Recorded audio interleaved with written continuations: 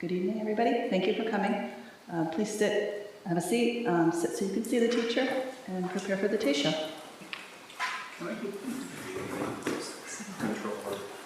Yeah.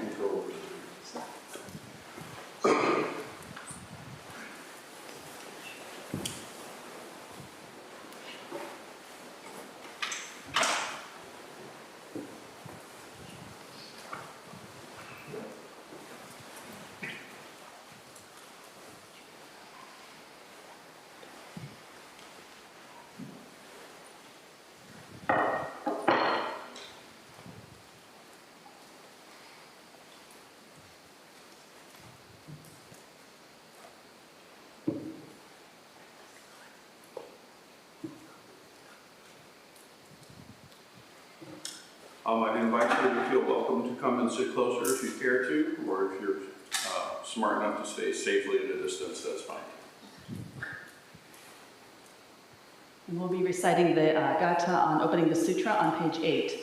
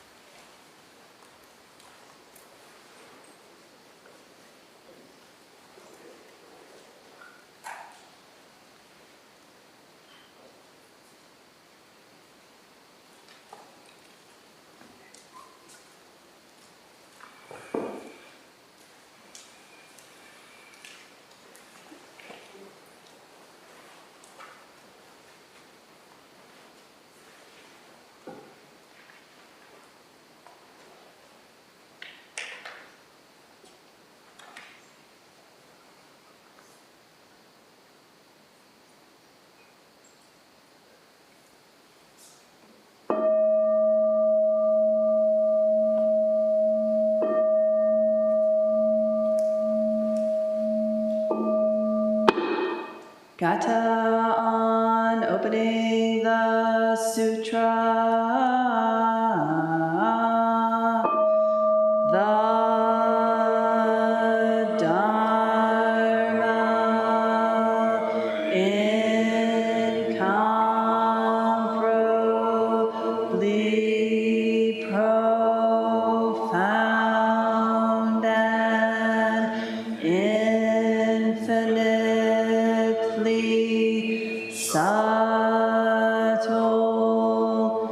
is rarely encountered even in millions of ages.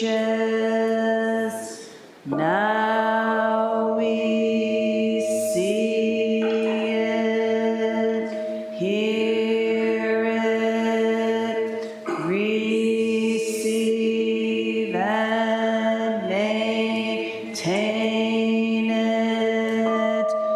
May we completely realize the Tathagata's true meaning. All right, thank you very much, everybody. Seems like there's some little gremlins running around today. There was, for some reason, the stream just stopped. And to be helpful, I went into the AV closet and tried to do things. It was not helpful. I got some coaching, and it seems like we're up and running now. So thank you for being here.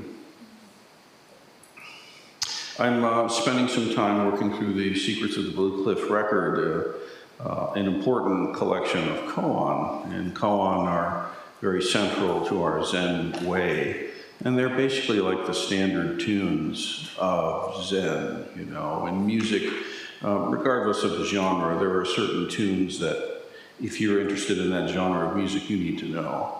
You know, if you're interested in classical guitar, you will confront the Bach chaconne, or else you're not really you haven't really done that. If you seek to play the shakuhachi ryodan, you'll have to play.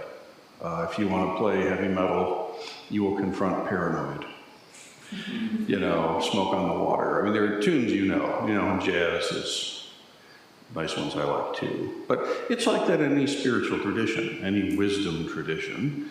You have to kind of, as I like to say, come with hat in hand and humbly seek to encounter the wisdom tradition very much on its own terms, which is actually really difficult because whether we know it or not, we kind of glom our perspective on to the tradition or whatever it is. And it can take a long time actually to unpack and begin to encounter the wisdom of the Dharma firmly on its own terms. And when we do, we see it really has nothing to do with culture or language or time and place in society. It has to do with encountering our own true human nature, which is the birthright of each and every one of us. Now, the way it gets expressed and languaged and catalyzed, that will vary even within a culture. It's not a monolithic thing. There's multiple approaches.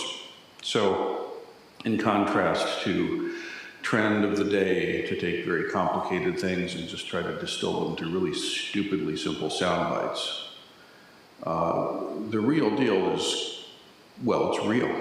It's messy, it's challenging, it's subtle as well as obvious. So we can't really benefit much by trying to cram our own views onto the tradition. Rather, what we need to do is settle down and quit kind of wrestling with ourselves and wrestling with our situation and learn how to simply be present directly and powerfully and really, like for real, like for real. Can you actually sit there and not flit off into thoughtscapes, Storyville? Can you be there and not descend into a trance or some other exotic escape? Can you express presence? Can you embody presence when it's lovely and wonderful, and when it's kind of boring, and why am I doing this, and when it's painful and challenging? All along the trajectory, you see. What we find is that the true equanimity doesn't actually have anything to do with the flavor of the moment. You are the sky, and the sky holds whether it's a gentle spring rain or a massive hurricane. The sky is still very much the sky. And yet we are so deeply identified with the storms, with the churn, with liking or disliking the cooling breezes of fall, that we miss the deeper view. And because we miss the deeper view of ourselves, well, we suffer. Because frankly, we're living in a delusion. So getting back to these koan, these public cases, these standard tunes of the way of awakening, they are stories of masters and students, or two accomplished adepts in encounter with each other. And these exchanges are very real, they're historical, and they're preserved for a reason. There's something about the encounter that's presented that not only can be seen as an artifact of another culture and time, but can actually act as a catalyzer to our own awakening and experience. And frankly, that's the value. I am not a scholar of Buddhism. I hold no PhD in this stuff. I am a Zen teacher, which means that the direct experience of awakening itself is what my teacher was able to help me with. It's a very different thing than just a scholarly take. So let's see what we can gather from this wonderful exchange. This is case 67, expounding a sutra, the main case. The martial emperor of southern China requested the great master Fu to lecture on the Diamond Sutra. The great master Fu took the high seat and at once shook the lectern. And then he got down from the high seat and left. The emperor was not pleased. Master Shi, a different character, leaned over and said, does your majesty understand? And the emperor said, no, I don't understand.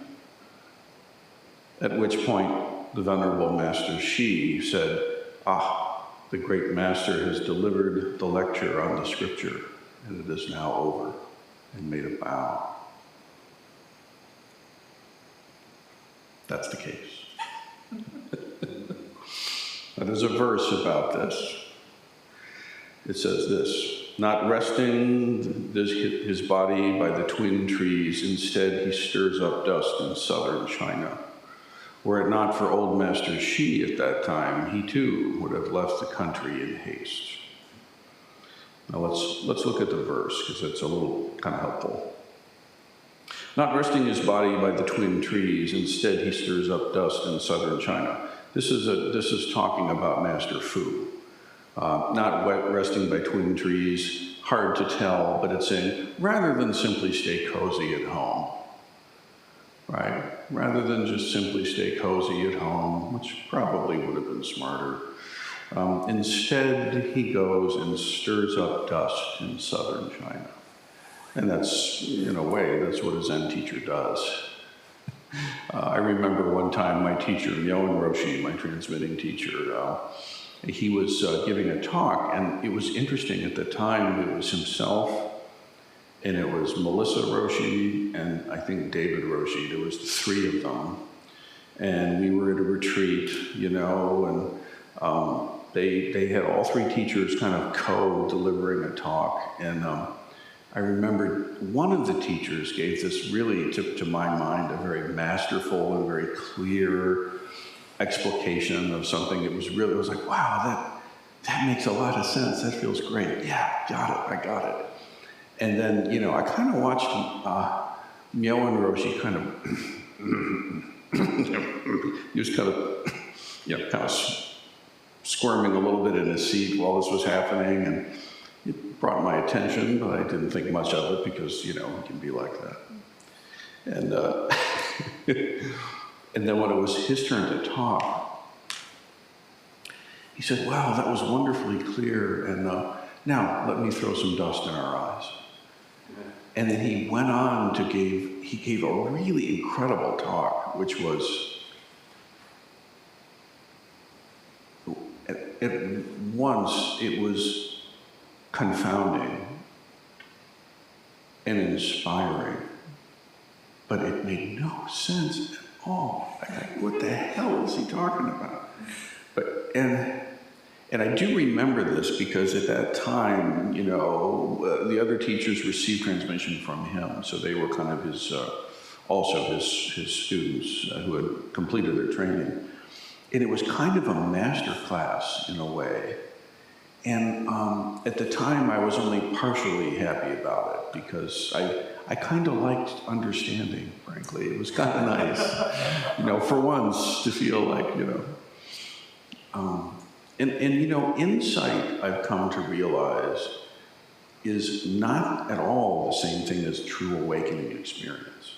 Like, enlightenment is not a matter of cultivating insights and sort of stacking them into this beautiful big sandwich that eventually you eat and now you're enlightened because you stacked up all the juicy insights, Excuse me, enlightenment doesn't actually happen that way. You can't get in through collecting cool insights. And cool insights are cool. I'm not down on them. But don't collect insights and stash them in a proud display case and polish them and feel like that's the way in, because it's not. It's really not. the best that insights can do is maybe help guide a little bit here and there, but be careful. Because the thing about an insight is you know what the insight is, yeah? Oh, I got insight into this, now I know it. And some things that's fine for, but the real matter is far beyond simple knowing. Well, it's like the difference between being a scholar of history and actually living it. It's a different thing. It smells different, right? You've heard the cries of the children, and you smelled the gun smoke, and you know what the feeling in the village was at that time. And that's something very different from the history books. So, not resting his body by the twin trees, instead he stirs up dust in southern China.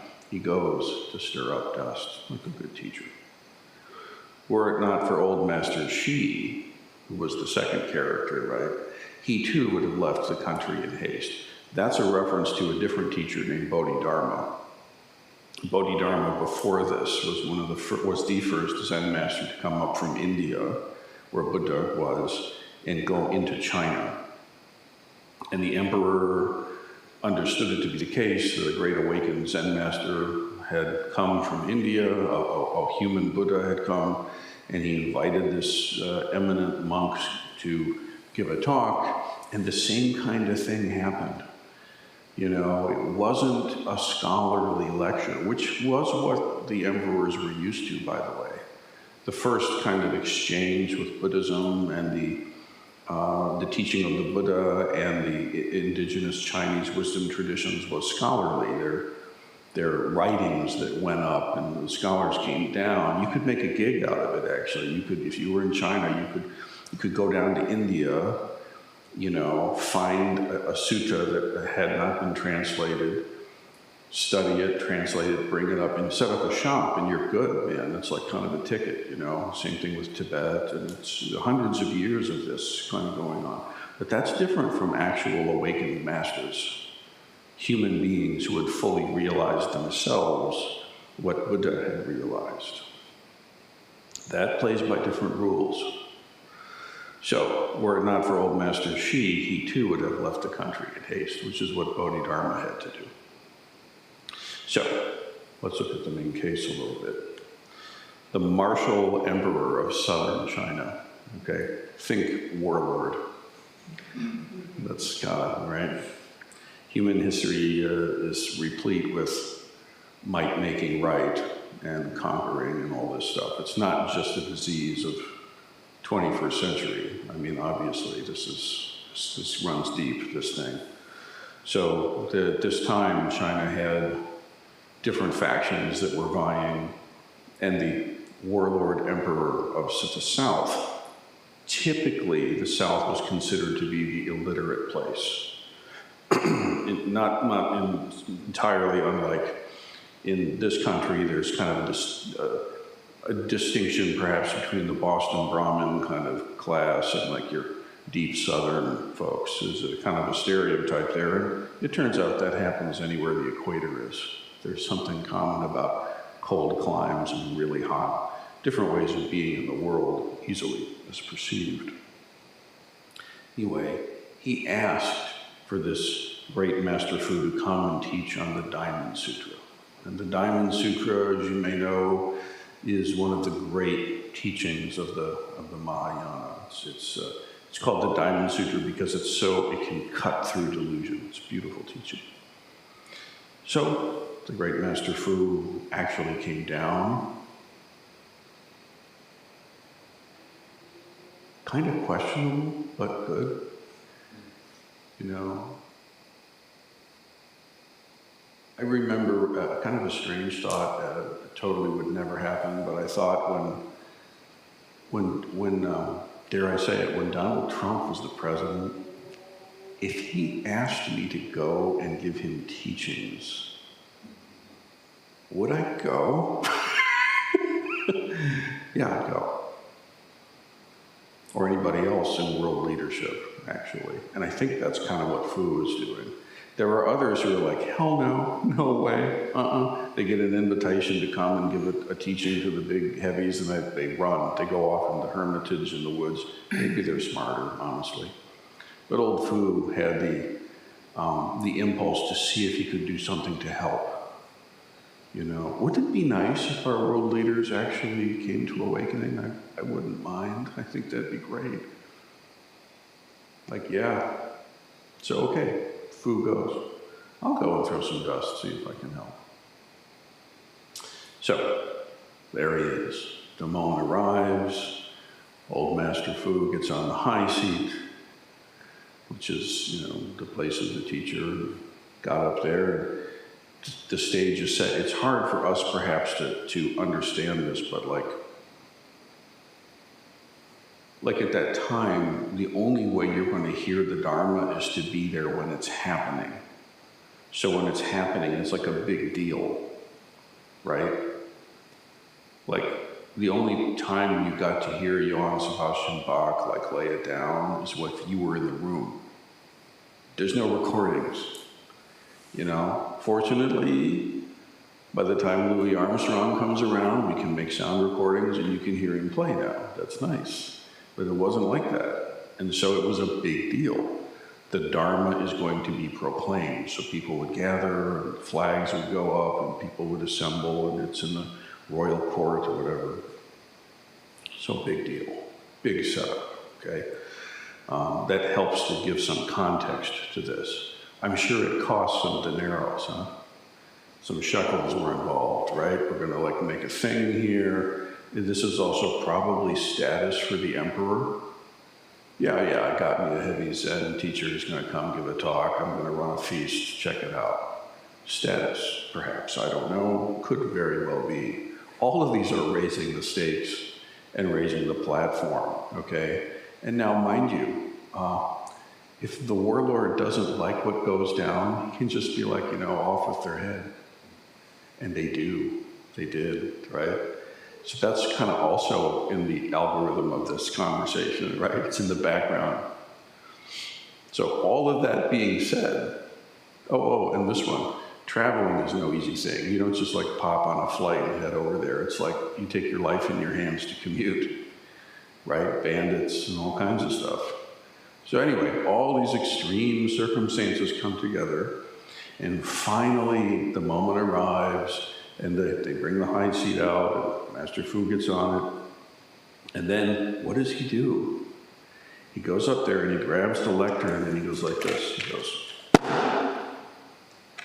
and then he makes a bow and he leaves. That's what he did. I'll show you again.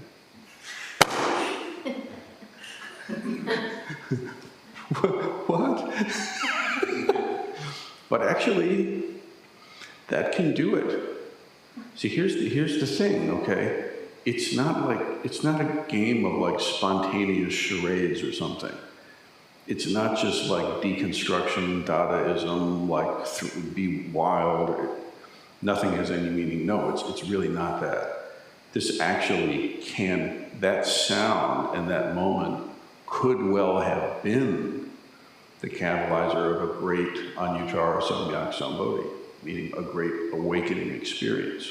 You see, when your mind is steeped enough in stillness and your concentrated power becomes really, really, really like heavy, it takes almost nothing but a whisper or the gentlest thing can actually catalyze a deep insight. And sometimes even until you come out of that deep state and you kind of look back at it and then suddenly, okay, but it requires this kind of like still as glass. You know, like imagine like a pool of water that's completely still. And instead of all the churn, paid for a party. Journey to go podcast and liked it, so he decided to come and visit. You know, and there.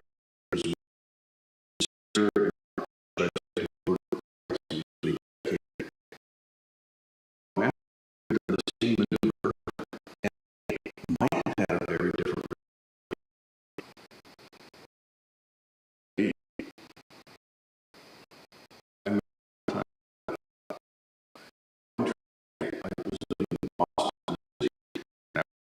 Because after a very short while, as the days of retreat progressed, what it meant